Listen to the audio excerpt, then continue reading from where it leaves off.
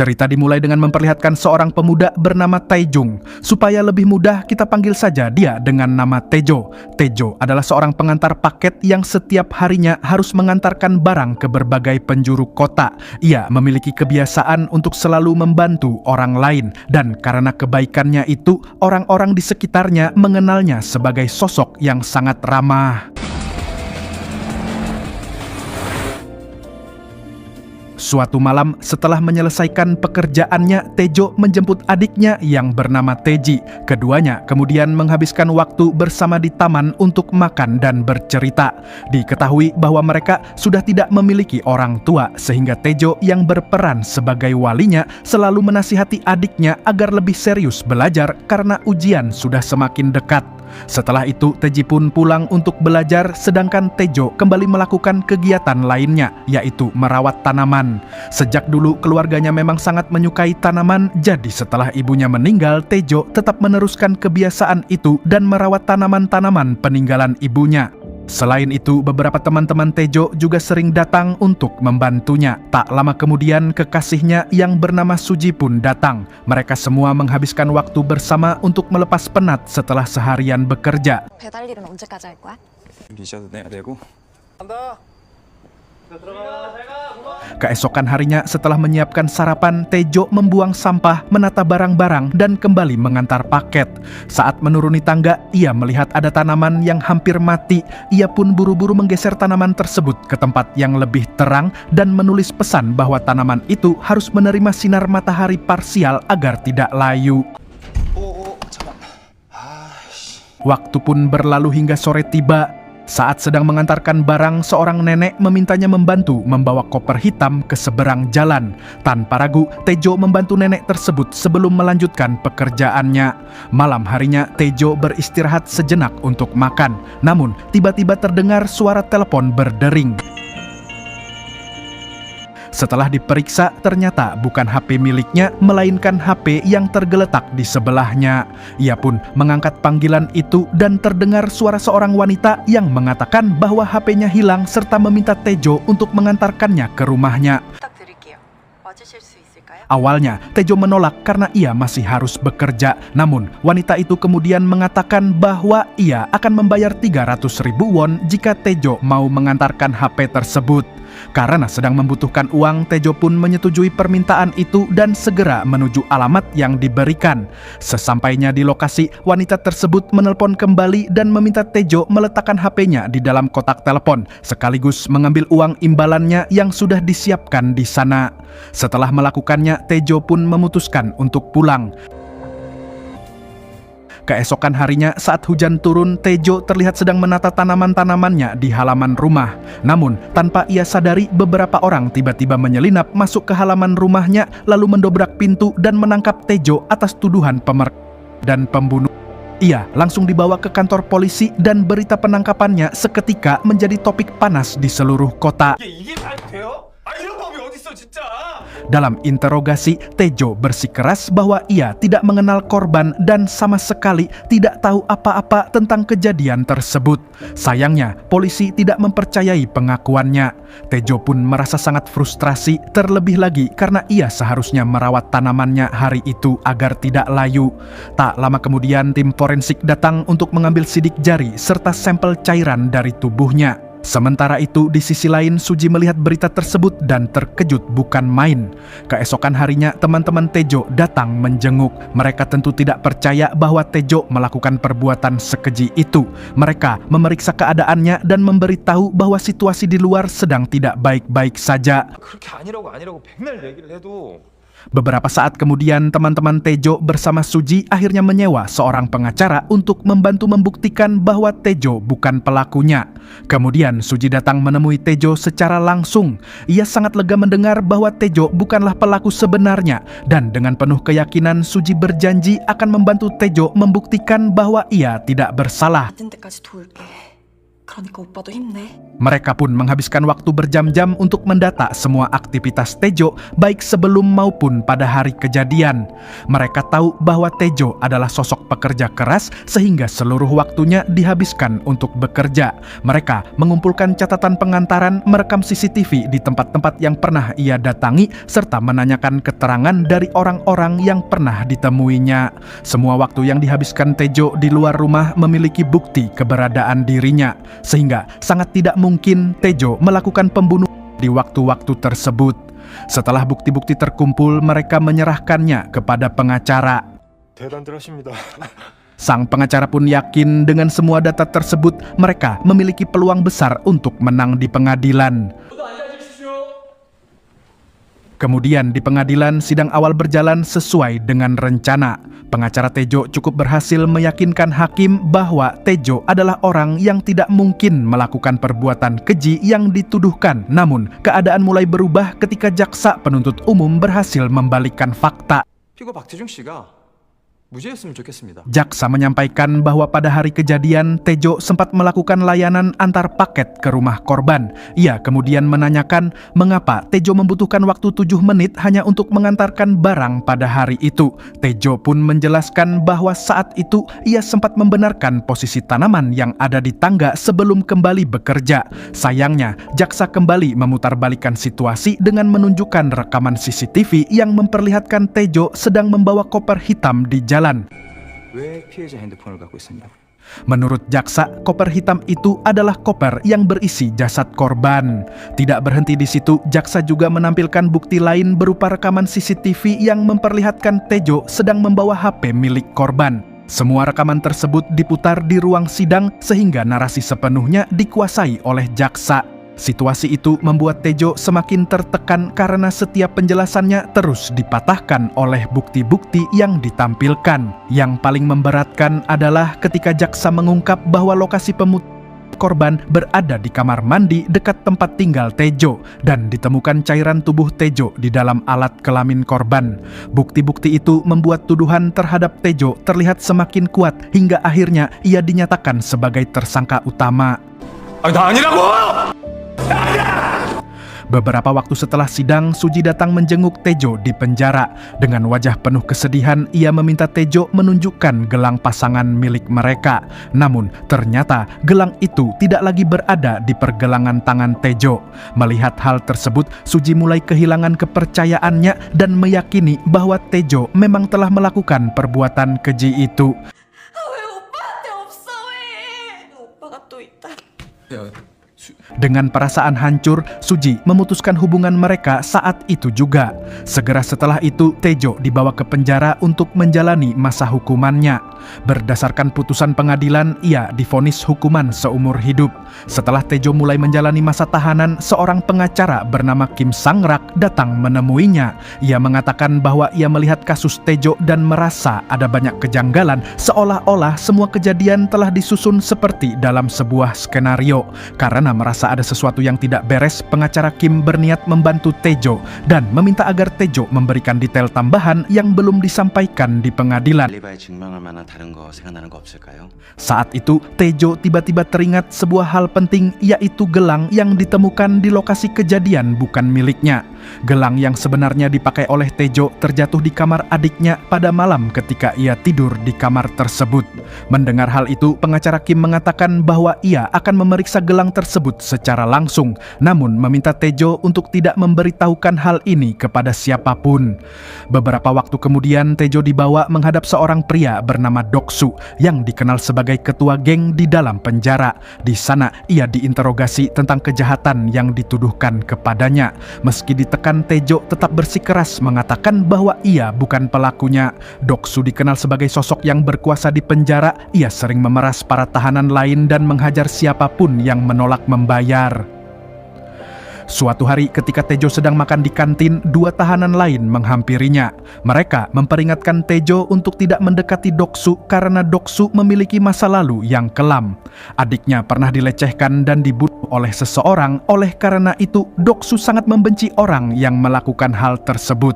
Awalnya, kedua tahanan itu tampak ramah terhadap Tejo, namun ternyata semua itu hanya jebakan. Tidak lama kemudian, Tejo justru menjadi korban pelecehan dari mereka dan beberapa tahanan lainnya. Keesokan harinya, pengacara Kim datang lagi dan memberi kabar yang menghancurkan hati Tejo. Adik dari Tejo ditemukan diri di kamarnya. 도움이 못해 미안합니다. Kabar itu membuat mental Tejo benar-benar runtuh. Ia kehilangan satu-satunya keluarga yang ia miliki. Karena rasa putus asa, Tejo bahkan 3 kali mencoba. Namun setiap kali ia melakukannya, petugas selalu berhasil menyelamatkannya. Di sisi lain, teman-temannya yang berusaha menjenguk Tejo tidak diperbolehkan masuk. Hidup di penjara terasa benar-benar tanpa harapan bagi Tejo. Hingga suatu hari ia bertemu dengan seorang pria bernama Pak Noh, seorang tahanan yang juga menjadi pengurus kegiatan keagamaan di penjara. Pak Noh menasihati Tejo dengan tenang. Ia berkata bahwa anggap saja dirimu sudah mati. Hidup yang tersisa ini hanyalah bonus. Kata-kata itu mengubah pandangan Tejo. Sejak hari itu, ia mulai mengikuti berbagai kursus keterampilan, mulai dari mekanik, ahli tanaman, dan lainnya. Selain itu, karena ia sering dijadikan objek kekerasan oleh tahanan lain, Tejo juga mulai belajar bela diri. Semua itu ia tekuni selama bertahun-tahun. Di masa itu, Pak Noh menjadi satu-satunya teman dekatnya. 5 tahun kemudian, hubungan mereka sudah seperti ayah dan anak.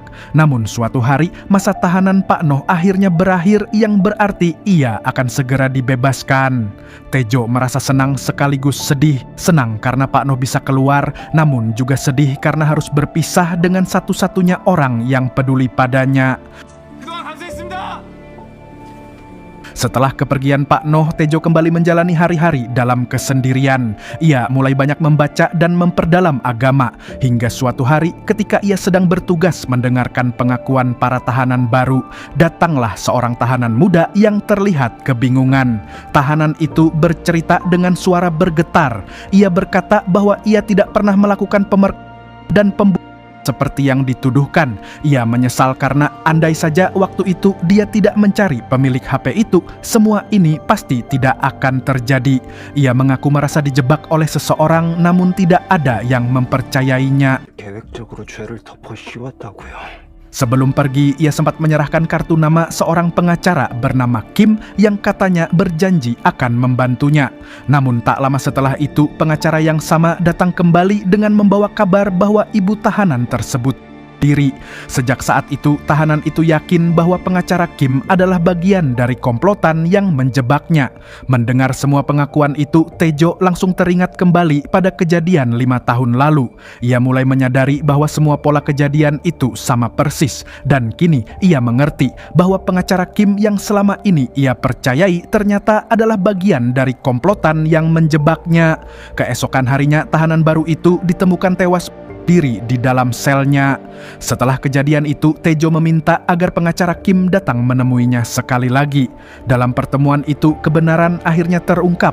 Pengacara Kim memang benar-benar bagian dari komplotan yang menjebak Tejo. Dan lebih dari itu, ia juga mengakui bahwa Teji tidak diri, melainkan olehnya sendiri. Mendengar pengakuan tersebut, amukan besar tumbuh di dalam diri Tejo. Ia bersumpah bahwa suatu hari nanti ia akan membalas dendam kepada pengacara Kim dan kepada orang yang telah menjebaknya. Setelah itu, terlihat pengacara Kim menelpon seseorang dan berkata bahwa rencananya berantakan. 좋습니다. 총수가 필요할 것 같습니다. Orang yang dihubungi oleh pengacara Kim adalah seorang pria bernama Johan. Johan merupakan pria muda yang memiliki kekayaan fantastis. Namun di balik penampilannya yang tenang dan berkelas, tersembunyi jiwa psikopat dan sifat manipulatif tingkat tinggi. Dialah otak utama di balik jaringan kejahatan yang menjebak orang-orang tak bersalah untuk menggantikan pelaku sebenarnya. Para pelaku yang sebenarnya adalah anak-anak dari keluarga kaya raya, dan setiap kali Johan berhasil memanipulasi hukum agar mereka lolos lolos dari hukuman. Ia akan menerima bayaran yang sangat besar sebagai imbalannya. Setelah menerima panggilan dari pengacara Kim yang melaporkan bahwa rencana mereka mulai berantakan, Johan segera mengambil tindakan. Ia langsung menghubungi seorang dokter psikopat untuk menjalankan misi. Sementara itu, di sisi lain, Tejo telah bertekad bulat untuk membalas dendam. Langkah pertamanya adalah kabur dari penjara. Namun sebelum itu, ia harus menyelesaikan satu masalah besar, yaitu Doksu dan anak buahnya.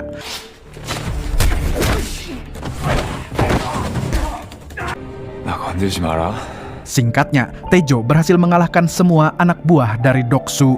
Berita ini pun menyebar ke penjuru penjara tersebut. Doksu pun tidak akan tinggal diam. Dia akan membalas dendam terhadap Tejo. Setelah itu, Tejo menemui Pak Noh dan menceritakan rencananya. Ia meminta bantuan Pak Noh untuk menjemputnya di suatu tempat yang lokasinya akan ia beritahukan nanti. Namun, rencana itu belum bisa dijalankan karena Doksu terus mengirim anak buahnya untuk menyerang Tejo.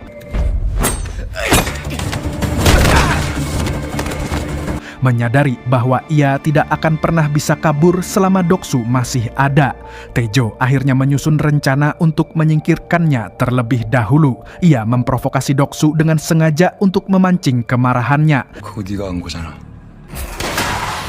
Hingga Doksu hilang kendali dan menyerangnya di depan para penjaga. Akibatnya, Doksu dijatuhi hukuman isolasi sementara. Dan Tejo akhirnya mendapat waktu untuk bergerak lebih bebas. Dalam masa itu, Tejo mengamati setiap detail di penjara dengan cermat.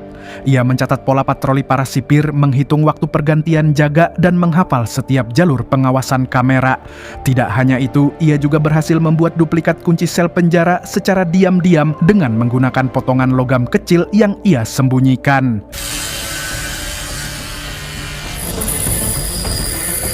Namun, masalah baru kembali muncul. Seorang tahanan bernama Gang Jae mengajak Tejo bergabung ke dalam timnya. Tejo dengan tegas menolak karena ia tidak ingin terlibat dengan siapapun.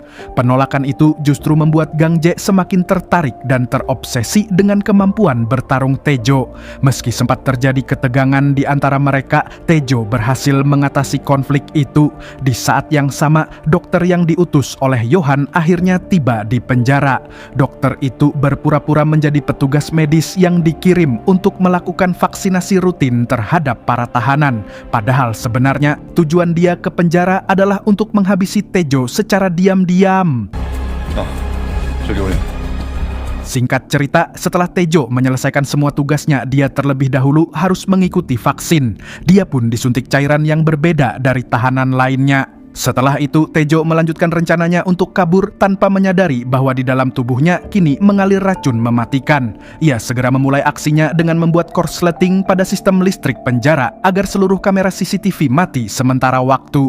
Dalam waktu singkat, Tejo bergegas menuju gudang penyimpanan, lalu mengambil pakaian agar tidak dicurigai ketika keluar nanti. Dengan napas yang semakin berat karena efek racun mulai bekerja, ia melanjutkan pelariannya melalui lubang ventilasi sempit. Sampainya di ujung ventilasi, Tejo turun dan mendarat di ruangan terdepan penjara. Ternyata, sejak awal ia memang berencana kabur melalui gerbang utama. Dalam kondisi tubuh yang melemah, Tejo memaksa dirinya terus berjalan, hingga akhirnya berhasil menembus gerbang depan penjara. Namun, begitu berada di luar, racun dalam tubuhnya mencapai puncak reaksinya. Lalu ia terjatuh dan pingsan di tanah. Beruntung, pertolongan datang tepat waktu. Seseorang berhasil menyelamatkan Tejo yang hanya dalam sepersekian detik sebelum nyawanya benar-benar melayang. Sementara itu, di sisi lain, Johan tiba di penjara bersama seorang pria berpangkat tinggi yang merupakan bos dari kepala sipir. Dalam pertemuan itu, bos tersebut memerintahkan kepala sipir untuk mematuhi semua perintah Johan. Sebagai imbalan, Johan menyerahkan puluhan batang emas kepada kepala sipir untuk membuat kesepakatan dengannya. Perintah Johan adalah untuk mengirim beberapa tahanan keluar dari penjara dengan spesifikasi tahanan yaitu yang telah melakukan kejahatan yang kejam. Sementara itu, salah satu petugas sipir menyadari cara Tejo kabur. Dia terkesima dengan keberanian dari Tejo untuk kabur lewat gerbang utama. 당당하게 정문으로. Saat tersadar, kondisi Tejo masih lemah karena racun dalam tubuhnya belum sepenuhnya dinetralisir. Namun, dengan sisa tenaga yang ada, Tejo meminta petugas sipir itu untuk menyampaikan pesan kepada Pak Noh. 다시 한번 살려줘서 감사합니다. Di dalam penjara, kabar tentang pelarian Tejo menyebar dengan cepat, membuat suasana menjadi semakin menarik. Mengetahui hal itu, kepala sipir mulai mengumpulkan para tahanan yang dianggap bermasalah, termasuk membebaskan Doksu dari ruang isolasi. Begitu keluar, Doksu hanya memiliki satu tujuan, yaitu membalas dendam kepada Tejo. Ia segera memerintahkan puluhan anak buahnya untuk menghabisi Tejo.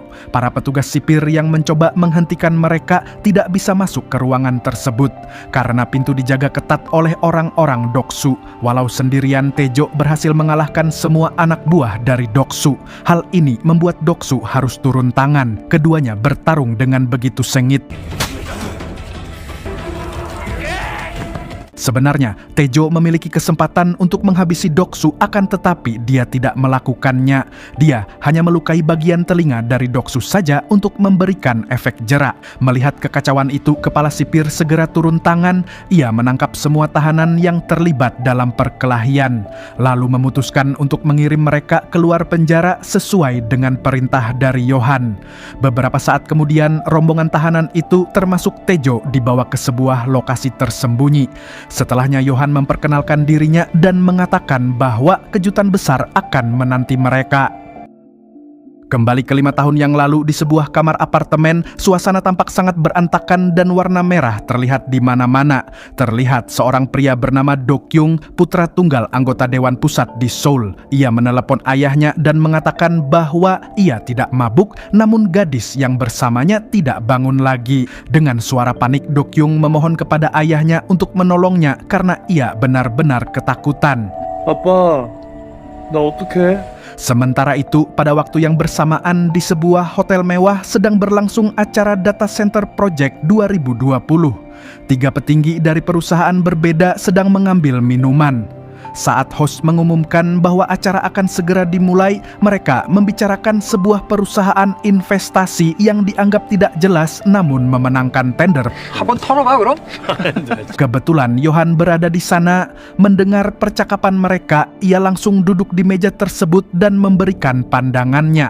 Yohan menjelaskan bahwa perusahaan itu sudah terbukti kuat dalam keamanan data. Namun, para petinggi ini merasa Yohan mengganggu acara dan menyindirnya dengan tidak sopan. Ia menegaskan bahwa perusahaan itu menang tender secara sah. 3 petinggi itu kemudian menuduh Yohan sebagai karyawan perusahaan investasi tersebut dan menertawakannya. Tetapi Yohan menjawab bahwa ia bukan karyawan, ia adalah CEO-nya. GA 인베스트먼트의 안유한 대표. Sebelum pergi, Yohan masih sempat mengejek ketiga petinggi tersebut. Mereka pun marah dan salah satu dari mereka sampai menunjuk Yohan.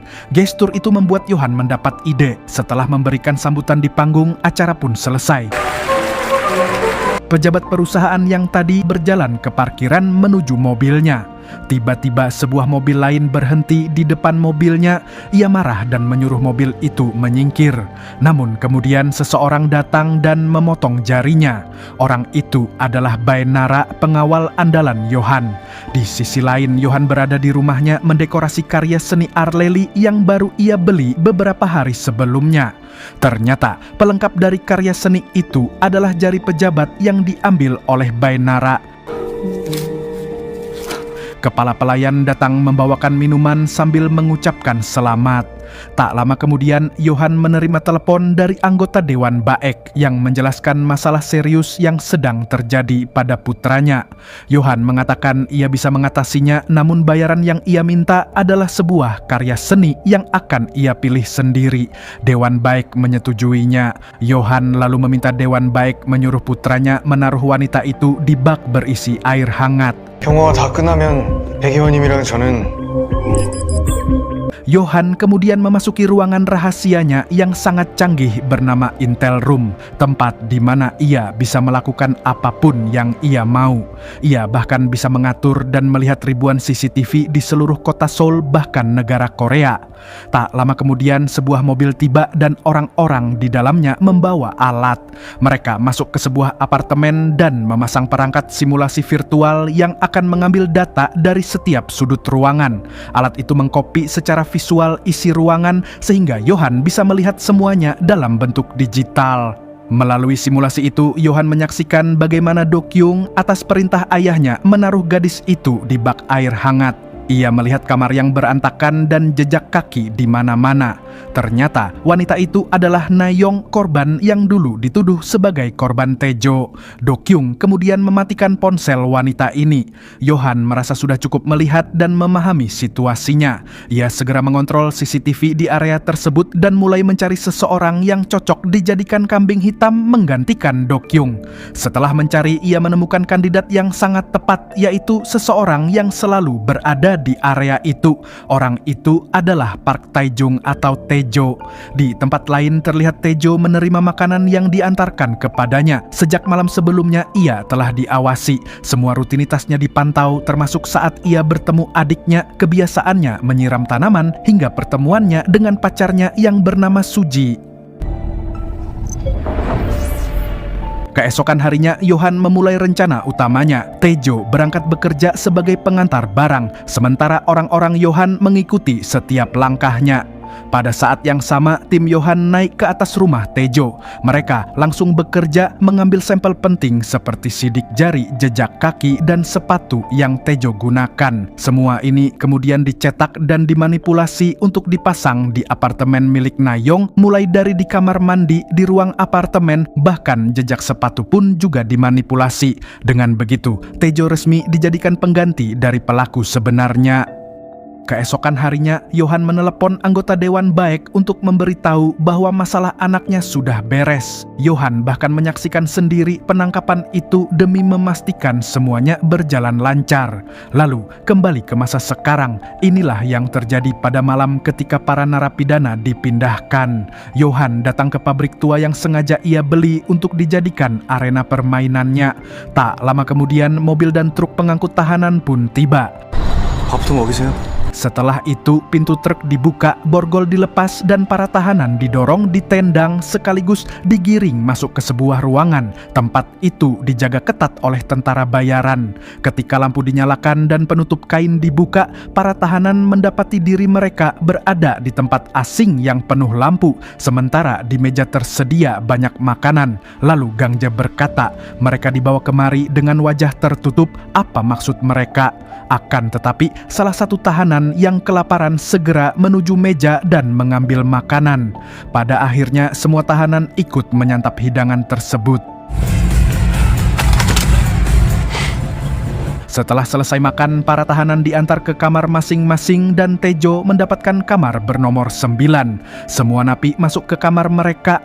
Mereka tidak mengerti apa yang sebenarnya terjadi, tetapi mereka memutuskan untuk beristirahat terlebih dahulu. Sesaat setelah lampu dimatikan, Tejo menyelinap keluar. Ia tetap teguh pada tujuannya, yaitu berusaha kabur. Ia menghindari penjaga dan lampu sorot sambil mencari jalan melalui sela-sela bangunan. Kemudian, ia menyelinap turun dari jendela di mana terlihat banyak mobil rongsokan. Tejo mengamati situasi terlebih dahulu dan menghitung jumlah penjaga. Setelah itu, ia bergerak semakin jauh menuju ujung bangunan. Namun, akhirnya terdengar tembakan. Sinar laser merah sudah menargetkan tubuhnya sehingga Tejo pun terpaksa menyerah. Tak lama kemudian, sebuah mobil jeep datang dan ternyata itu adalah Yohan. Ia menyapa Tejo dengan menyebut nomor tahanannya. Yohan meminta Tejo agar tidak kabur karena ia sudah susah payah membawanya ke tempat itu. Ia juga memintanya masuk ke mobil agar bisa mengantarnya kembali ke kamar. Akan tetapi, Tejo menolak dan pergi. Yohan lalu mengikutinya dengan mobil sambil memuji usahanya kabur. Ketika Tejo bertanya apakah Yohan yang membawa mereka semua ke sana, Yohan pun mengiyakan. Ia menjelaskan bahwa Tejo akan tahu seperti apa acaranya besok karena ia sudah menyiapkan hadiah istimewa untuk pemenangnya. 시합 때 봐요. Mau tak mau, Tejo akhirnya diantar kembali ke kamarnya. Sementara itu, Jian belum tidur. Ia menyapa Tejo dan mengatakan bahwa ia berada di pihak Tejo. Hal itu terjadi setelah Jian melihat Tejo bertarung dengan bosnya. Jian kemudian memohon agar Tejo ikut dengannya karena ia ingin menunjukkan sesuatu. Ternyata Jian membawanya ke ruang makan lagi di mana Doksu dan anak buahnya sudah berkumpul. Ketika Tejo hendak pergi, Jian segera mengejarnya dan menjelaskan bahwa ia hanya berpura-pura karena jika tidak, ia bisa dihabisi oleh Doksu. Jian memohon kepada Tejo untuk duduk. Karena itu, Tejo pun terpaksa duduk. Rupanya Doksu masih menyimpan dendam kepadanya. Namun tepat ketika mereka akan bertarung, tembakan dari para tentara menghentikan mereka. Setelah malam berlalu, pada pagi harinya musik bass squad berbunyi dan digunakan sebagai alam. Para tahanan yang sedang tertidur lelap pun terpaksa bangun, termasuk Tejo. Semua orang keluar dari bilik mereka dengan mengenakan baju berkode nomor. Mereka semua kemudian digiring menuju sebuah area lapang di dalam pabrik itu. Di atas puncak menara, Johan tahu para tahanan pasti bertanya-tanya di mana sebenarnya mereka berada. Karena itu, ia mengucapkan, "Selamat datang di negeri peluang."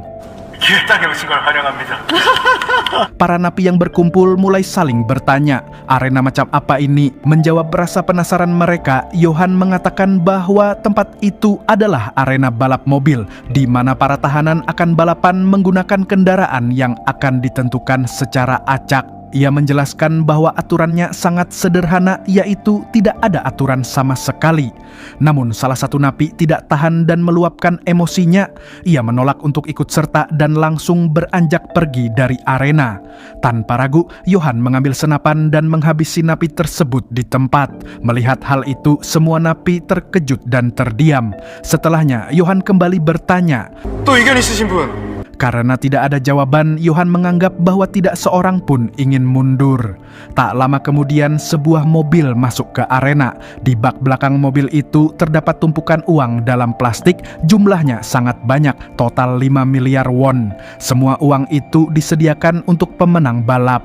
Gang Je mendekat untuk memastikan dan segera tersenyum puas. Jian pun bertanya di mana mobil yang akan mereka gunakan. Johan menjelaskan bahwa akan ada mobil untuk masing-masing dari mereka sesuai dengan seragam yang mereka kenakan. Ia juga mengatakan bahwa setiap orang memiliki garasi pribadi dan mereka bahkan diperbolehkan berkonsultasi secara pribadi dengannya satu kali. Siang harinya, dua mobil mewah memasuki arena. Ternyata itu adalah Do Kyung, putra dari anggota Dewan Baek yang datang bersama temannya, yang juga anak seorang konglomerat besar di Korea. Selama 5 tahun terakhir, keduanya masih sering melakukan berbagai kejahatan. 네가 벌써 성경책 먹고 뒤졌다며. 맞아. Mereka naik ke atas panggung karena diundang secara pribadi oleh Johan. Sesampainya di sana, keduanya langsung menyapa Johan. Do Kyung melihat sekeliling dan menganggap tempat itu sangat gila, sekaligus membuatnya senang. Ia sadar bahwa kali ini Johan benar-benar menyiapkan segalanya. Johan pun menjelaskan bahwa balapan ini merupakan pertarungan hidup dan mati menggunakan mobil. Setelah itu, para napi dibawa menuju garasi masing-masing untuk diperlihatkan mobil yang akan mereka gunakan. Jian masuk ke garasi nomor 10 dan mendapati sebuah mobil sport yang membuatnya sangat senang. Namun tidak semua orang seberuntung Jian. Beberapa hanya mendapatkan mobil biasa, bahkan ada yang standar. Tejo merasa mobilnya cukup lumayan sehingga ia mulai mengecek kondisinya. Gang Je dan anak buahnya langsung bekerja sama untuk memodifikasi mobil mereka. Di sisi lain, Doksu memperhatikan Tejo dan bertanya-tanya mobil apa yang sebenarnya Tejo dapatkan. Kembali ke Johan, ia menjelaskan bahwa Do Kyung dan temannya akan menjadi anggota VIP awal. Dia juga akan mengajak para klien untuk bertaruh melalui sistem taruhan terpercaya yang akan didistribusikan di situs gelap. Setelah formatnya berjalan dengan baik, mereka berencana menyelenggarakannya di negara lain. Mendengar hal itu, Do Kyung menjadi sangat senang. Di sisi lain, Jian sempat ditanya oleh tahanan lain apakah dia mendapat mobil bagus. Namun Jian tentu membantahnya, mengatakan bahwa mobilnya jelek dan meminta mereka untuk tidak mengganggunya. Setelah itu, ia segera menghampiri Tejo. Jian menjelaskan bahwa semua orang sedang membentuk tim, oleh karena itulah ia mengajak Tejo untuk bekerja sama. Meskipun sempat ragu, akhirnya Tejo menyetujui ajakan tersebut. 나는 관심 없고. 같은 편이네. Pada saat yang sama, para napi lain seperti kelompok Gang Je juga sepakat bahwa uang hadiah akan mereka bagi rata jika menang. Gang Je sendiri adalah orang pertama yang berkonsultasi dengan Johan. Ia sangat pandai membaca situasi. Gang Je bahkan menghormati Johan dan ingin bekerja sama jangka panjang dengannya hingga membuat Johan tertawa. Menurut Gang Je, Johan adalah orang yang sangat berkuasa dan mampu mengatur semuanya. Jika ia keluar dari penjara, belum tentu ia akan bertemu lagi dengan orang sehebat Johan. Johan kemudian melihat profil Gang Je dan diketahui bahwa Gang Je adalah ahli dalam meyakinkan orang hingga ia menjadi tersangka sebanyak 18 kali dalam kasus penipuan. Gang Je merasa hal itu bukan masalah, namun karena malu, ia pun pergi. Orang kedua yang menemui Johan adalah Doksu. Ia hanya meminta satu hal, yaitu diizinkan untuk menghabisi seseorang dengan tangannya sendiri di tempat itu. Hal tersebut kembali membuat Johan tertawa. Ia pun memperbolehkannya dan berkata bahwa Doksu bisa berbuat sesukanya sekaligus tetap memenangkan uangnya. Malam itu, Tejo mulai memeriksa mobil Jian. Menurutnya, mobil itu cukup lumayan. Namun Doksu dan anak buahnya kemudian mulai merebut mobil-mobil yang mereka anggap bagus dan menukarnya seenaknya. Gang Je yang sedang berada di luar bersama anak buahnya menyadari apa yang terjadi dan baru paham bahwa aturan di tempat itu sebenarnya sangat sederhana, yaitu tidak ada aturan. Karena itu mereka pun segera ikut bergerak. Gang Je masuk ke sebuah garasi dan mengambil sebuah mobil SUV. Napi yang berada di dalam garasi tidak terima dan menantang Gang Je. Namun sebelum mereka sempat bertarung, anak buah Gang Je melapor bahwa nomor 10 mendapatkan mobil sport. Pada saat yang sama, Tejo dan Jian sedang bekerja. Tiba-tiba terjadi keributan di luar sehingga Jian segera memeriksanya. Rupanya Doksu dan anak buahnya hendak merebut mobil mereka. Jian langsung masuk dan berteriak agar Tejo cepat menyelesaikan pekerjaannya. Tejo pun buru-buru memasang ban dan meminta Jian untuk naik. Mobil itu langsung dipacu dan menabrak Gang Je. Doksu juga melihat Tejo dan Jian yang kabur dengan mobil yang bagus. Karena kesal, ia ikut mengejar. Ketika Gang Je ingin memacu mobilnya, anak buah Doksu menghalanginya. Hal ini membuat Gang Je marah hingga ia langsung menabrak mereka. Sementara itu, para tentara bayaran melapor kepada Johan. Johan dan Dokyung melihat keributan itu, namun Johan hanya memerintahkan, biarkan saja dulu.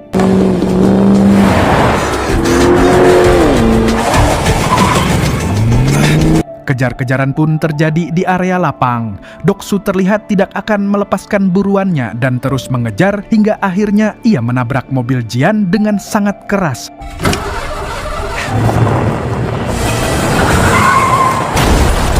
Mereka hendak keluar dari mobil, tetapi tentara mulai menembak sebagai peringatan. Melihat pertunjukan itu, Dokyung memuji Johan. Johan pun menjelaskan bahwa mereka tidak boleh terluka karena acara utamanya belum dimulai. Mobil Jian akhirnya mogok dan hancur. Hal ini memaksanya turun untuk mendorongnya. Setelah didorong sekuat tenaga, mobil itu akhirnya hidup kembali. Hal ini membuat Jian sangat gembira. Namun tiba-tiba terjadi korsleting pada mesinnya. Tejo segera memeriksa, tetapi mesin tersebut sudah terbakar. Jian sangat kesal dan sedih melihat mobilnya hancur. Pada saat itulah Tejo tidak sengaja melihat sesuatu, yaitu sebuah jalan menanjak menuju area atas di sisi yang gelap. Pagi itu Tejo meminta pertemuan dengan Johan. Johan pun memuji apa yang Tejo lakukan pada malam sebelumnya. Di tengah-tengah percakapan, Tejo mencuri pandang untuk memperhatikan detail area di sekitar tempat itu. Setelah cukup lama mengamati, Tejo akhirnya bertanya, apa tujuannya membuat arena balap ini? 재밌잖아요. Sesaat kemudian, Johan balik bertanya apa yang Tejo butuhkan. Rupanya, Tejo meminta vitamin karena ingin menggunakannya untuk tanaman yang berada di ruangan tersebut, lalu ia pun pergi. 시들었잖아. Pada malam itu, semua peserta sibuk memodifikasi mobil masing-masing, sementara Jian mulai frustrasi karena tidak menemukan keberadaan Tejo. Waktu terus berjalan, semua orang bekerja tanpa henti hingga pagi pun tiba. Sebelum balapan dimulai, seluruh peserta dipersilakan sarapan pagi. Di saat yang sama, Gang Jae mulai memperhatikan semua lawannya dan langsung memerintahkan anak buahnya untuk menahan Tejo. 저 새끼를 먼저 제껴볼까? Tak lama setelah itu, Gang Jae mendapat telepon dari Johan. Johan mengatakan bahwa ia setuju untuk bekerja sama dengannya. Hal ini membuat Gang Jae sangat senang. 차 뒷자리에 선물 하나 넣어놨어요. Inilah arena balapan, tempat di mana hidup dan mati dipertaruhkan. Balapan pun segera akan dimulai. Para tahanan berjalan menuju garasi masing-masing. Johan sempat melihat wajah dan tatapan Tejo, namun ia lupa di mana pernah melihat orang itu sebelumnya. Kemudian Tejo menuju mobilnya karena inilah hari penentuan. Semua mobil keluar dari garasi dan berbaris di garis start sesuai nomor masing-masing. Gang Jae melihat mobil Tejo dan bertekad menghabisinya di arena. Kamera drone disiapkan dan para penonton di menara tampak sangat bersemangat. Johan lalu membuka acara tersebut. Perlu diingat bahwa semua hadiah uang hanya akan diterima oleh satu orang, yaitu mereka yang pertama menyelesaikan 20 putaran. Para peserta boleh menang dengan cara apapun karena tidak ada aturan. Do Kyung memasang taruhan untuk mobil nomor 9, sedangkan temannya memilih nomor 6. Ketika lampu pit menyala, balapan pun dimulai. Mobil-mobil saling dorong sejak awal. Namun, sesuatu yang aneh terjadi karena mobil nomor 11 tiba-tiba keluar jalur. Johan lalu memerintahkan anak buahnya menggunakan drone untuk mengikuti mobil itu. Tidak lama kemudian, mobil nomor 2 menyalakan turbo. Tetapi mesin mobil itu tidak bertahan lama. Remnya blong dan akhirnya mobil tersebut meledak. Pada saat yang sama, Johan kembali mengingat di mana ia pernah melihat Tejo. Ketika teringat bahwa Tejo sempat meminta vitamin untuk tanaman, itu sama seperti kurir yang pernah ia lihat 5 tahun yang lalu. Johan langsung sadar bahwa Tejo adalah orang yang dulu dia jadikan pelaku pengganti. Dia tidak menyangka bahwa Tejo ternyata masih hidup. Johan segera berbicara melalui radio dan memerintahkan Gang Jae untuk mengejar mobil nomor 9.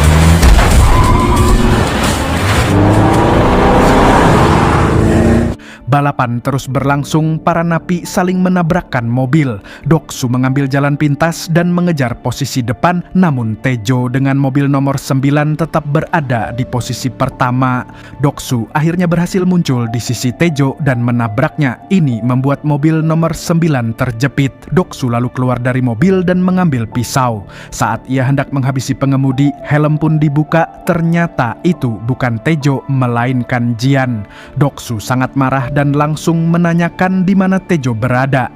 Melihat itu, Johan juga ikut kesal. Ini berarti Tejo sebenarnya berada di mobil nomor 11, mobil yang keluar jalur sebelumnya. Dari kamera drone, mereka menemukan mobil tersebut, namun ternyata kosong. Tiba-tiba sebuah motor trail melompat dan menabrak drone hingga hancur. Ternyata Tejo yang mengendarai motor tersebut.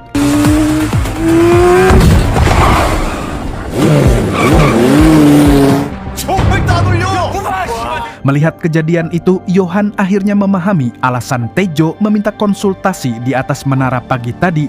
Tejo ingin melihat lebih jelas jalan keluar dari arena.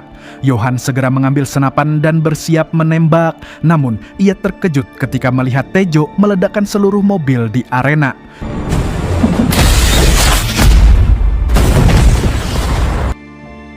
Setelah itu, Tejo menancapkan gas motornya dan melaju menuju tanjakan untuk keluar dari arena. Johan sempat mencoba menembak, tetapi tembakannya meleset.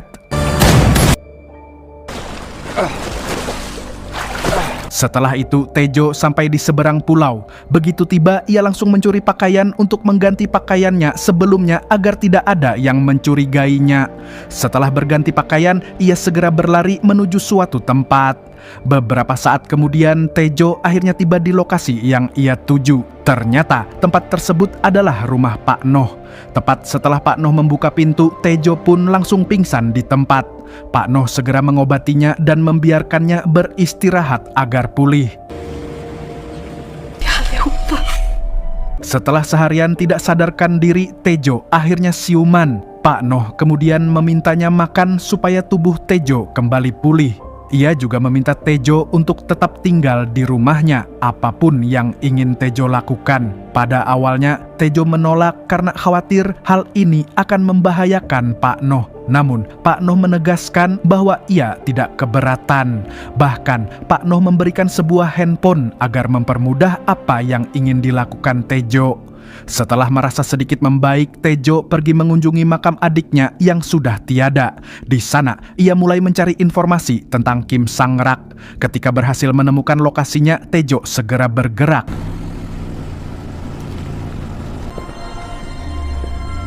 Ia mengikuti Kim Sang-rak dari belakang. Pada saat itu, Kim Sang-rak tampak sedang menghubungi seseorang untuk meminta bantuan. Namun, Tejo langsung menyergap dan menghajarnya habis-habisan. Tejo kemudian mengaktifkan rekaman di ponselnya dan mulai menginterogasi Kim Sang-rak. Tejo bertanya siapa yang menyuruhnya dan Kim Sang-rak menjawab bahwa ia hanya menjalankan perintah dari orang yang berada di atasnya. Meski begitu, ia tetap menolak memberikan identitas orang tersebut. Karena itu, Tejo mencoba mencari berkas-berkas penting di dalam ruangan tersebut. Hingga akhirnya ia menemukan sebuah amplop berisi identitas dan semua hal yang berkaitan dengan seseorang di foto yang bernama So Hyun Jung. Tejo memaksa Kim Sang-rak menjelaskan siapa orang di foto itu dan apa rencana mereka terhadapnya. Setelah ditusuk oleh Tejo, Kim Sang-rak pun mengaku bahwa So Hyun Jung adalah target selanjutnya untuk dijadikan pelaku pengganti. Ia sedang menciptakan bukti buatan untuk memanipulasi kejadian yang sebenarnya.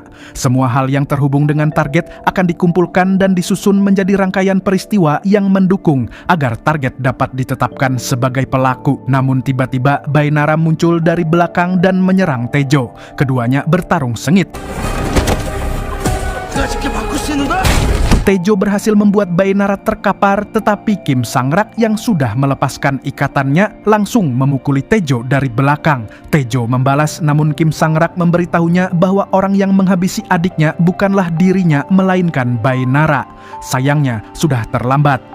Bainara berhasil kabur keluar ruangan sambil melemparkan peledak ke dalam. Menyadari ledakan akan terjadi, Tejo segera mengambil seluruh berkas tadi dan melompat keluar jendela tepat sebelum ruangan itu meledak.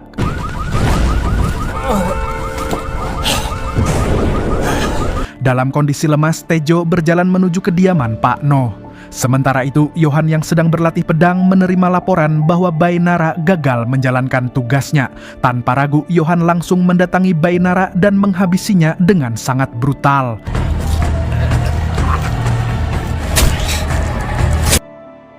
Keesokan harinya, Yohan pergi ke kantor polisi untuk merekrut pengganti Bainara, yaitu seorang detektif bernama Detektif Hwang. Ia menugaskannya untuk mencari seorang pria bernama Tejo. Di sisi lain, rekaman suara yang Tejo dapatkan sebelumnya ia putar dan dengarkan bersama Pak Noh. Mendengar semua itu, Pak Noh terkejut sekaligus merasa sangat kasihan pada Tejo karena ternyata selama ini Tejo dituduh melakukan kejahatan yang tidak pernah ia lakukan. Ia pun meminta Tejo agar tidak pindah ke tempat lain dan tetap tinggal di rumahnya. Pak Noh berjanji akan membantu apapun yang Tejo butuhkan. Sementara itu di penjara, kepala sipir meminta Pak Yang untuk membantu Detektif Hwang dalam tugas menemukan Tejo. Detektif Hwang kemudian memeriksa kamar Tejo saat ia ditahan untuk mencari petunjuk tambahan. Adegan beralih kepada seorang wanita bernama So Hyun Jung, seorang single mother yang memiliki seorang putri. Tanpa disadari olehnya, Yohan sedang mengawasi semua gerak-geriknya karena dialah target yang akan dijadikan pelaku pengganti. Setiap aktivitas Hyunjung diamati dan dipelajari oleh Yohan. Dalam waktu yang sama, Tejo juga mengawasi Hyunjung. Ia berniat menyelamatkannya dari tuduhan palsu yang akan membuat wanita itu menjadi tersangka kejahatan. Dengan bantuan Pak Noh, Tejo mulai memasang kamera tersembunyi di sekitar salon milik Hyunjung. Pak Noh benar-benar ingin membantu Tejo seoptimal mungkin, bahkan memberikan uang untuk mendukung misi Tejo kali ini. Saat sedang mengamati situasi, Tejo tiba-tiba memergoki seorang wanita yang mencuri uang milik Pak Noh. Tanpa ragu, Tejo langsung men-smackdown wanita tersebut. Tak lama kemudian, Pak Noh datang dan menjelaskan bahwa wanita itu adalah putrinya yang bernama Unbi. 야, 눈 안 깔아?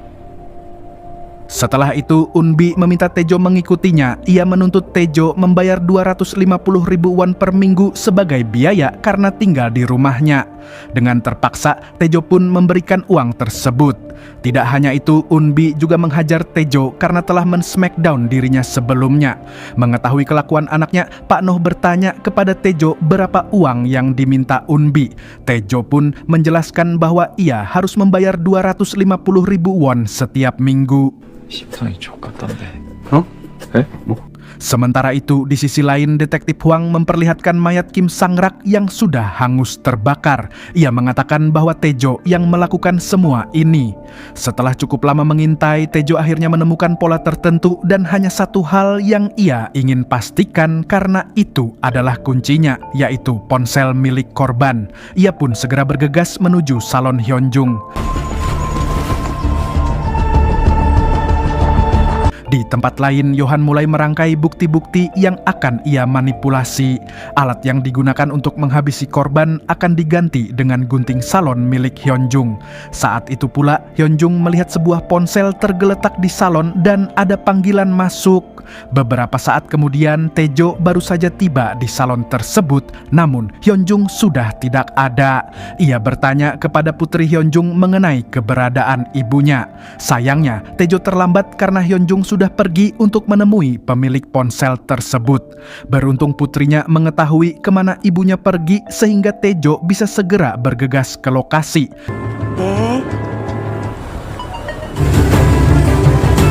Dalam sepersekian detik setelah Hyunjung menyerahkan ponsel itu kepada pemiliknya, Tejo langsung merebut dan membawanya kabur. Beberapa orang sempat mencoba mencegatnya, namun gagal. Pada waktu yang sama, Detektif Hwang dan Pak Yang mendatangi kediaman Pak Noh. 잘 지내셨어요? 잠시 들어가겠습니다. Detektif Hwang mencurigai bahwa Pak Noh masih memiliki hubungan dekat dengan Tejo. Detektif Hwang langsung masuk ke kamar yang ia curigai, namun ternyata di dalamnya ada Unbi. Hal itu membuat Unbi marah besar dan mengusir mereka dari rumahnya. 진짜 가지가지로 한다. Sementara itu, Yohan diberi kabar mengenai hilangnya ponsel tersebut. Hal ini membuatnya cukup kesal. Beberapa saat kemudian, Tejo kembali ke rumah Pak Noh dan memperlihatkan ponsel yang digunakan untuk memanipulasi pergerakan Hyunjung agar bisa menjebaknya. Ia juga mengetahui bahwa polisi sebelumnya datang ke rumah Pak Noh untuk mencari dirinya. Karena takut membahayakan Pak Noh, Tejo berniat pindah. Namun Pak Noh melarangnya dan meminta Tejo tetap tinggal. Pada malam harinya, Tejo menghubungi kontak yang ada di ponsel tersebut dan meminta uang tebusan jika ingin ponselnya kembali. 그 오토바이 새끼가 폰 들고 튀었다니까요? 그 새끼가 달라는 대로 주고 무조건 찾아와. Ia mengarahkan orang itu untuk menyerahkan uangnya kepada kurir yang telah ia pesan, sementara ponselnya sudah Tejo letakkan di atas bilik. Setelah itu, Tejo mengikuti wanita yang mengambil ponsel tersebut. Di waktu yang sama, Yohan bersama Claudia mendatangi Pak Direktur yang bertugas mengumpulkan bukti-bukti. Yohan sebenarnya tidak terlalu masalah jika ponsel itu hilang dan hanya meminta agar tidak terjadi kesalahan kedua.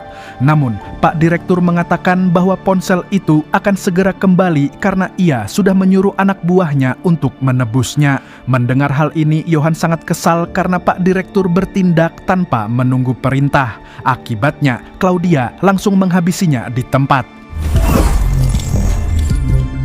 Kembali kepada Tejo, ia akhirnya sampai di tempat tujuan wanita tersebut. Dengan diam-diam, ia mengikutinya dari belakang.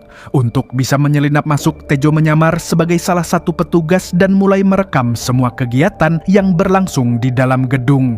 Namun tiba-tiba Pak Noh menelpon dan membuat penyamaran Tejo ketahuan.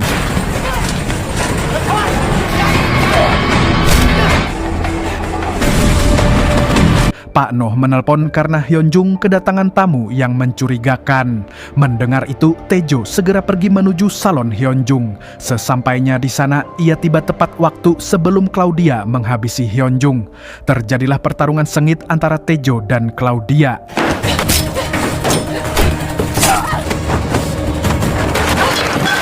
Pada akhirnya, Claudia memutuskan kabur setelah mendengar siren polisi.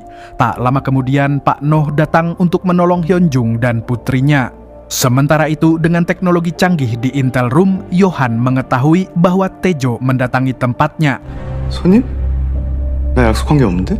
Setelah itu, Yohan menemui tamu yaitu Dewan Baek dan putranya Do Kyung. Mereka meminta Yohan segera menyelesaikan masalah mengenai avatar dari Do Kyung yakni Taejo. Mereka tahu bahwa Taejo masih berkeliaran dan meminta Yohan menangkapnya secepat mungkin. Setelah memberi peringatan, keduanya pun pergi. 여자랑 어린애까지 다 데리고 왔어요? 꽤 가까이 다가와 있었네. 참 이런 게 속상해. 내가 애써서 만들어준 Beralih ke rumah Pak Noh, Unbi terkejut melihat ruangan Taejo penuh dengan foto dan catatan seperti papan investigasi kasus. Tidak lama kemudian, Taejo dan Pak Noh datang membawa Hyunjung serta putrinya ke dalam rumah. Unbi yang melihat semua itu semakin bingung, namun ia tetap mencoba memahami situasinya. Kemudian, Taejo menunjukkan papan yang berisi semua hal tentang Hyunjung, mulai dari foto, catatan, hingga pola aktivitasnya. Dari sana, terlihat bahwa banyak orang telah mengawasi Hyunjung selama ini demi memanipulasi aktivitasnya, sehingga ia bisa dijebak dan dijadikan pelaku pengganti. Dikarenakan Hyunjung tidak memiliki kerabat maupun teman dekat, Pak Noh meminta Unbi mencarikan tempat tinggal untuk Hyunjung dan putrinya. Unbi pun membawa keduanya ke rumah temannya. Rumah itu memang sering jadi tempat tinggalnya karena ia sudah tidak dekat dengan ayahnya selama 20 tahun. Meskipun ayahnya selalu berusaha peduli, Unbi tetap merasa tidak nyaman.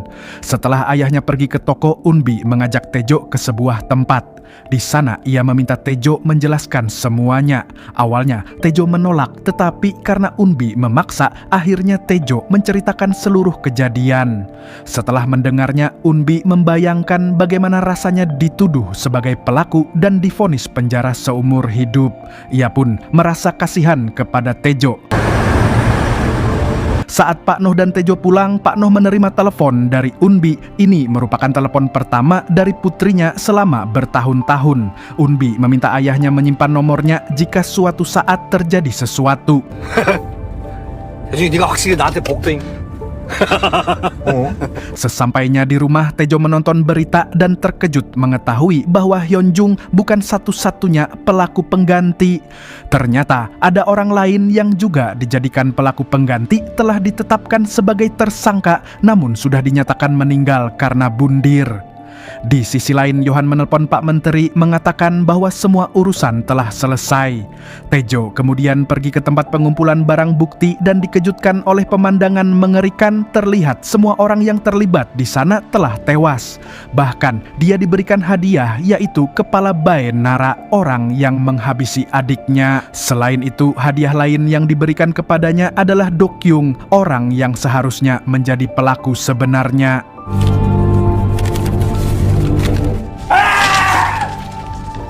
이제 제대로 된 길 찾아가야지. Keesokan paginya, Taejo pergi ke Busan untuk mencari Do Kyung. Sementara itu, detektif Hwang dan Pak Yang mendatangi teman-teman Taejo untuk mencari keberadaannya. Namun, mereka tidak mendapatkan informasi apapun. Saat hendak pergi, Taejo menghubungi Pak Yang. Detektif Hwang mendengar suara latar dari panggilan tersebut dan menyadari itu berasal dari Busan. Ia segera memerintahkan timnya menuju kota itu. Di saat yang sama juga, Pak Noh dan Unbi khawatir dengan keberadaan Taejo. Mereka berdua mencarinya di penjara karena barangkali Taejo sudah ditangkap. Tapi ternyata Taejo tidak ada di penjara.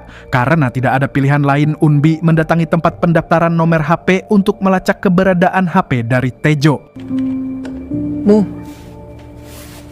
Mereka pun menjadi tahu bahwa Taejo sedang berada di kota Busan. Segera setelahnya mereka berangkat ke Busan. 박태중 씨, 전 사람을 죽이지 않았어요.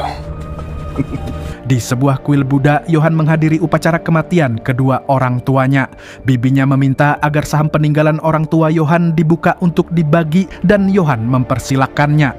Tak lama, kepala pelayan datang bersama Claudia. Sesuai perintah Yohan, Claudia menghabisi seluruh anggota keluarga Yohan.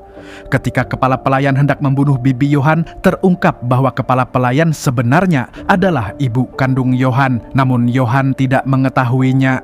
Malam harinya, Taejo menyelinap masuk ke tempat persembunyian Do Kyung. Salah satu rekan Dokyung melihatnya dan mulai mengawasi. Taejo mendekati Dokyung dan bertanya tentang Nayong. Ia mencoba memastikan apakah Dokyung merasa bersalah. Jawaban Dokyung membuat Taejo marah karena Dokyung sama sekali tidak menyesal. Bahkan setelah kejadian itu ia tidur dengan banyak perempuan. Rekan Dokyung datang bersama anak buahnya dan menghajar Taejo. Meskipun Taejo berhasil mengalahkan para anak buahnya, ia kalah ketika rekan Dokyung turun tangan. Taejo lalu dikurung di sebuah ruangan. Pada waktu yang sama, Pak Noh, Unbi, serta kepolisian sudah tiba di lokasi. Pak Noh dan Unbi berpencar untuk mencari Taejo. Tidak lama Pak Noh menemukan Taejo dan membantunya kabur. Namun Pak Yang menghadang dan memperingatkan bahwa Pak Noh bisa kembali di penjara karena membantu buronan. Ia meminta mereka menyerah, tetapi Pak Noh mengabaikannya dan menyuruh Taejo pergi. Detektif Hwang muncul dari arah seberang, tetapi untungnya Unbi datang dan memukulnya hingga pingsan. Mereka bertiga pun berhasil melarikan diri. Mereka bersembunyi di rumah teman Unbi di Busan. Untuk sementara Taejo dirawat di sana. 아유, 이것도 왜 이래? Unbi yang awalnya hanya merasa kasihan kini mulai menunjukkan ketertarikan kepada Taejo. Di pagi harinya Pak yang mendatangi sebuah bilik, ternyata dia mengambil berkas yang berkaitan dengan Dokyung sesuai permintaan Taejo. Setelah Taejo terbangun, ia memutar rekaman percakapannya dengan Dokyung. Rekaman itu mengingatkannya betapa lelaki itu sama sekali tidak menyesal. Seusai itu, Taejo berterima kasih kepada Unbi karena telah menolong dan menyelamatkannya. 고맙다. 그래 뭐. Unbi pun pamit untuk menemui Pak Noh yang sedang berada di bengkel memperbaiki mobil. 아, 이거 방금 구워서 따뜻한데 이거 하나 먹을래? 줬다 뺏는 건 또 뭐야? Sementara itu, Dokyung mengetahui bahwa Taejo berhasil kabur semalam. Ia segera memerintahkan rekannya untuk mencari keberadaan Taejo. Tak lama kemudian, Pak Noh kembali dan menemui Taejo. Ia menanyakan apakah Taejo kini sudah memiliki bukti yang cukup. Namun ternyata belum, karena Taejo sebenarnya hanya menginginkan permintaan maaf dari Dokyung, tapi malah dia tidak menyesal sama sekali. Karena itu, Taejo mulai menyusun rencana baru. Ia merakit sebuah alat tembak sederhana dari barang-barang yang ada di rumah itu. Keesokan harinya, Dokyung sengaja mengunggah story Instagram untuk memperlihatkan keberadaannya. Di sisi lain, Yohan menemui Dewan Baek yang sedang bersama istrinya. Yohan menawarkan bantuan karena Dokyung kini sedang diburu Taejo. Tetapi bukannya berterima kasih, Dewan Baek malah menolak tawaran itu secara kasar. Malam harinya, sekelompok orang mendatangi kediaman Yohan.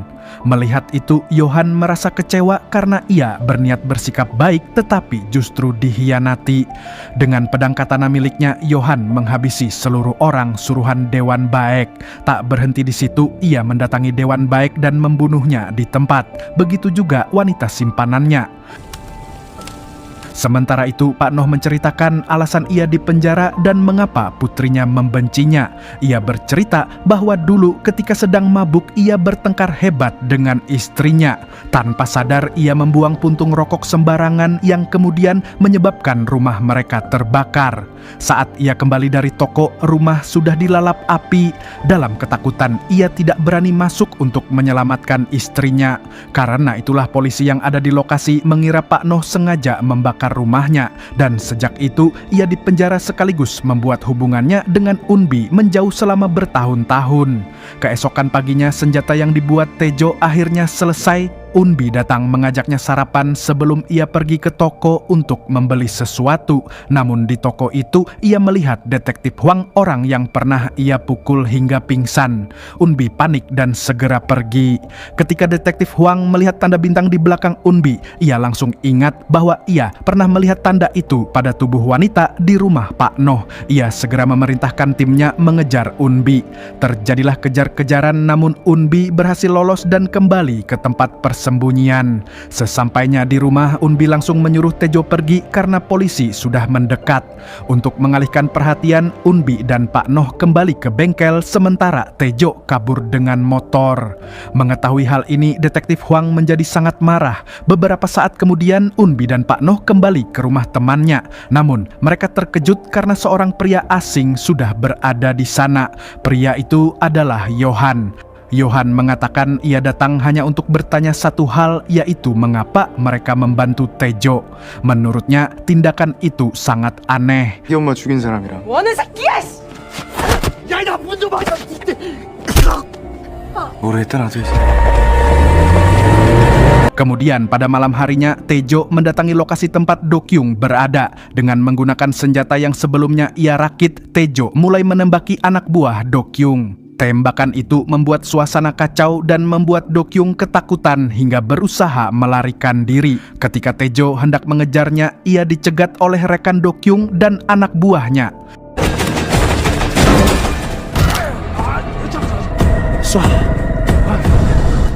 Setelah itu, ia segera mengejar Dokyung dengan motornya. Dari arah belakang, rekan serta anak buah Dokyung juga ikut mengejar. Kejar-kejaran di jalan raya pun tak terhindarkan. Tejo sempat menembakkan pistolnya, namun tembakannya meleset. Setelah itu, ia menabrak bagian belakang mobil milik rekan Dokyung. Hal ini membuat pertarungan jarak dekat terjadi dan membuat rekan serta anak buah Dokyung tewas di tempat. Kini Tejo yang mengendalikan mobil tersebut dan ia berusaha mencegat Dokyung.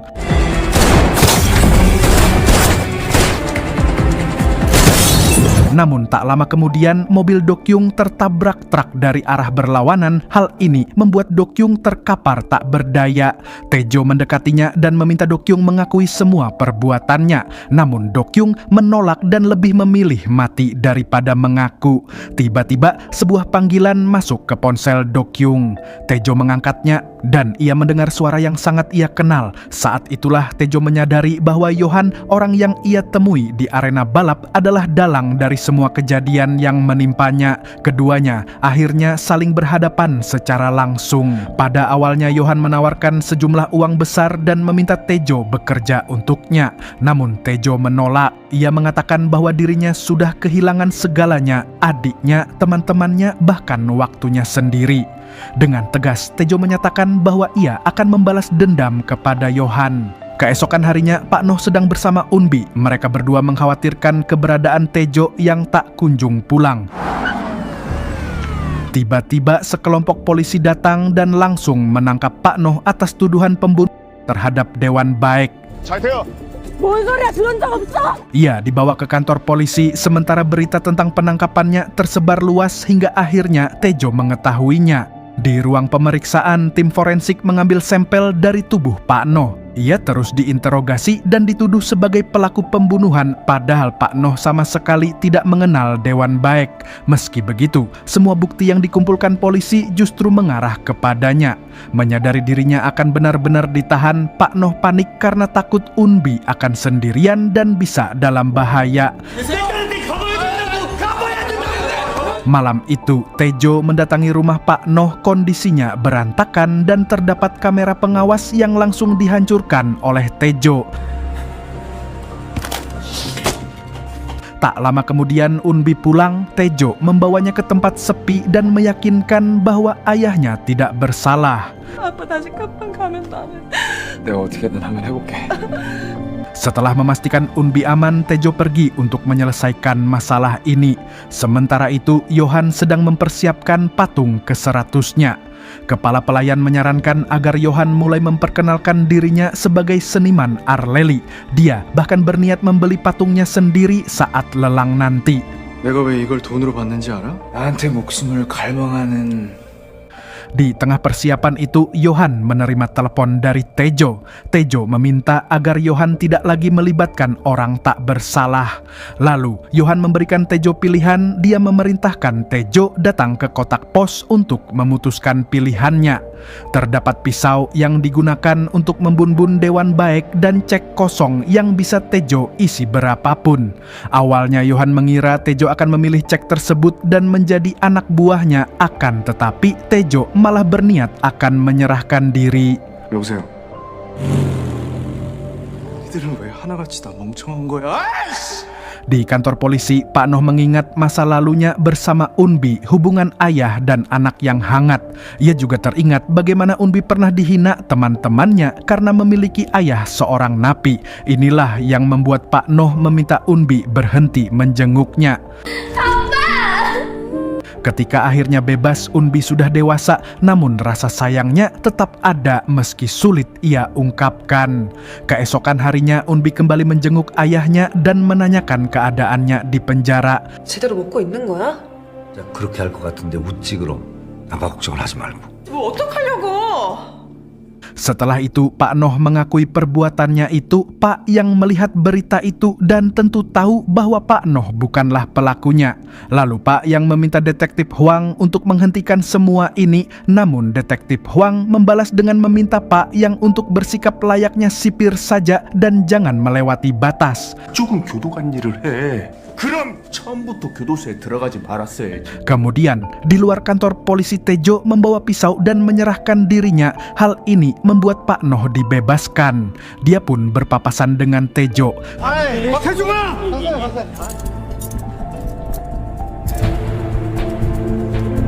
Sesampainya di rumah, Pak Noh disambut Unbi yang menangis bahagia dan memintanya untuk tidak meninggalkannya lagi. Di kantor polisi, Yohan menemui Tejo dan marah besar karena Tejo memilih menyerahkan diri. Tejo berkata bahwa ia sudah muak bermain dengan anak kecil seperti Yohan. Tersinggung, Yohan menelpon kepala sipir dan memerintahkan agar Tejo dihabisi saat berada di lapas. Esok harinya, Pak Yang ditugaskan mengantar Tejo ke lapas. 겁나 일찍도 오셨습니다. 절차를 말씀드린 겁니다. 가자. Dalam perjalanan, Pak Yang bertanya apakah Tejo benar-benar menyerah. Tejo mengiyakan, namun Pak Yang penasaran mengapa Tejo mempercayakan barang di loker kepadanya. Tejo menjawab bahwa hanya Pak Yang terbesit di pikirannya untuk bisa membantunya. Pak Yang lalu meminta sopir menepi di rest area. Saat sopir pergi ke toilet, Pak Yang langsung mengambil alih kendali dan membawa Tejo ke sebuah tempat. Saat sampai, dia meminta Tejo untuk pergi lurus ke depan, di mana akan ada mobil yang menantinya. Pak Yang berharap Tejo bisa mengubah cerita kali ini dan bertemu dengannya lagi. Ini semua Pak Yang lakukan karena dia sadar bahwa inilah saatnya untuk bertindak demi bisa mengungkap kebenaran. Saat dia kembali ke lapas, Pak Yang langsung menghajar kepala sipir karena telah bekerja sama dengan orang jahat. Di ujung jalan, Tejo akhirnya bertemu dengan Pak Noh dan Unbi yang telah menunggunya. Setelah lolos dari penangkapan, Tejo membawa Unbi dan Pak Noh ke tempat persembunyiannya, sebuah lahan lama tempat ibunya dulu merawat tanaman. Di sana, Tejo menunjukkan alat penyadap dan kamera yang ia temukan di rumah Pak Noh. Artinya, mereka diawasi dan untuk sementara mereka harus bersembunyi di tempat itu untuk menyusun rencana. Mereka menyimpulkan bahwa patung Arleli yang dilelang adalah perantara transaksi antara Yohan dan klien-klien kriminalnya. 일주일 안에 범인들이 다 붙잡혔어. 그리고 아마도 이게 너 그 새끼한테 절대 지지 마. Tejo pun mulai menjalankan rencananya. Dia pergi ke rumah sakit untuk menemui Dokyung yang belum pulih sepenuhnya. Ia memaksa Dokyung bekerja sama jika ingin tetap hidup. Sementara itu, kepala sipir menghubungi Yohan. Dia mengabarkan bahwa Tejo sudah bundir. Yohan langsung curiga karena Tejo bukan tipe yang bisa menyerah begitu saja. Ia tahu kepala sipir sedang berada di bawah tekanan seseorang. Oleh karena itu, Yohan akan mulai bergerak untuk menyelesaikan semuanya untuk kali terakhir. Di saat yang sama, Pak Yang ditangkap oleh Kementerian Hukum atas tuduhan menerima suap. Keesokan harinya, Yohan menghadiri pelelangan patung Arleli sekaligus akan memperkenalkan dirinya sebagai seniman Arleli. Lelang pun dimulai sampai kemudian ada yang menawar di harga 10 miliar dari ruang privat. Mengetahui seseorang sedang bermain-main dengannya, Yohan membatalkan pengenalan dirinya dan langsung menuju ke ruangan privat tersebut. Di sana, Yohan bertemu dengan Dokyung sesaat setelahnya polisi datang menangkapnya atas laporan yang dibuat oleh Dokyung. Di persembunyiannya, Tejo melihat foto penangkapan Yohan. Ia tahu Yohan tidak akan lama di balik jeruji. Hari itu adalah satu-satunya kesempatannya untuk mengungkap kebenaran. Malam pun tiba, rencana utama dimulai. Truk pengantar patung Arleli diganggu oleh teman-teman Tejo untuk mengalihkan perhatian. Sementara sementara Tejo berhasil menyelinap masuk. Di sisi lain, Yohan baru saja dimasukkan ke tahanan, namun beberapa menit kemudian sekelompok orang bersenjata menyerbu kantor polisi dan membantai semua yang ada di sana, termasuk detektif Huang. Di antara para penyerbu muncul Doksu. Ia membebaskan Yohan dan keduanya sepakat bekerja sama untuk menghabisi Tejo. Yohan juga memerintahkan Claudia menjalankan misinya. Saat Yohan memburu Dokyung untuk menghabisinya, Claudia datang ke tempat Pak Noh untuk melenyapkannya. Namun Unbi tiba tepat waktu dan mencoba menghentikan Claudia. Meskipun tidak bisa bertarung, Unbi sempat membuat Claudia kewalahan, namun akhirnya Claudia berhasil menodongkan pisau ke lehernya. Sementara itu, Tejo yang telah menyelinap ke rumah Yohan berpura-pura menjadi petugas pengantar. Ia masuk ke Intel Room untuk mengambil hard disk berisi seluruh bukti kejahatan Yohan. Di sisi lain, Yohan bergegas kembali ke rumahnya karena dia tahu Tejo sedang berada di ruangan pribadi miliknya. Beberapa saat kemudian, Tejo sudah selesai mengambil semua yang diperlukan. Ketika dia keluar, Doksu sudah menunggunya di depan rumah. Selain itu, dia juga mengerahkan anak buahnya. Dengan menggunakan senjata paku, Tejo berhasil melumpuhkan mereka. Setelah itu, pertarungan dengan Doksu terjadi. Keduanya saling melukai satu sama lain, namun pada akhirnya Tejo lebih unggul.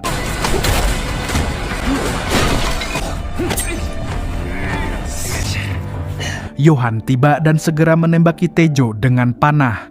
Ia memberitahunya bahwa hard disk yang diambil Tejo tidak bisa digunakan karena semua data sudah dipindah ke flash disk yang tersembunyi di pedang katana miliknya. Tejo berniat untuk melawan Yohan tapi terhenti saat Claudia membawa Unbi masuk. Nyawa Unbi dalam bahaya jika Tejo bertindak gegabah. Sebelum menghabisi Tejo, Yohan terlebih dahulu menghabisi Doksu karena sudah tidak berguna. Setelah itu, Tejo dan Unbi saling memberi kode dan keduanya bertarung. Tejo melawan Yohan sekaligus Claudia dalam waktu bersamaan. Setelah Claudia tumbang, pertarungan 1 lawan 1 antara Tejo dan Yohan berlangsung brutal.